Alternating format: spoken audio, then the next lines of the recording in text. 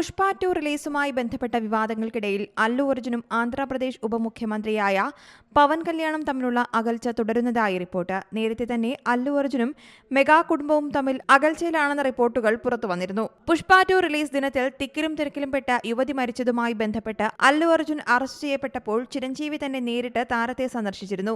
എന്നാൽ അല്ലുവും മെഗാ കുടുംബവുമായുള്ള ബന്ധം പഴയ നിലയിലായിട്ടില്ലെന്നാണ് സൂചന.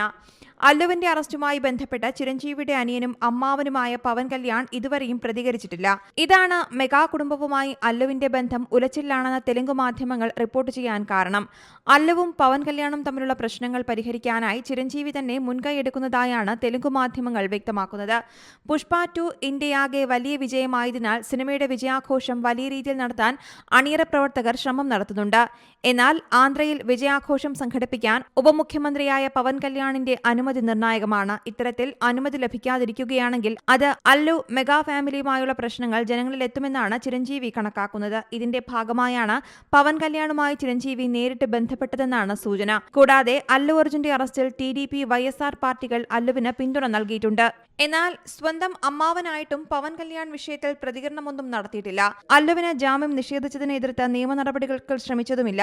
അല്ലുവിന്റെ ജനങ്ങൾക്കിടയിലെ സ്വീകാര്യത മുതലെടുക്കാൻ താരത്തിന് പവൻ കല്യാൺ പിന്തുണ നൽകണമെന്ന ആവശ്യം പവൻ കല്യാണിന്റെ ജനസേന പാർട്ടിക്കുള്ളിൽ നിന്നും ഉയരുന്നുമുണ്ട്. ഈ സാഹചര്യത്തിലാണ് ഇരുവർക്കുമിടയിലെ പ്രശ്നങ്ങൾ പരിഹരിക്കാനായി ചിരഞ്ജീവി മുന്നോട്ടിറങ്ങുന്നത്. News desk Zee Malayalam news. ഏറ്റവും പുതിയ വാർത്തകളും വിശേഷങ്ങളും വിരൽ തുമ്പിലറിയാൻ സീ മലയാളം ന്യൂസ് എല്ലാ ഡിജിറ്റൽ പ്ലാറ്റ്ഫോമുകളിലും ലഭ്യം.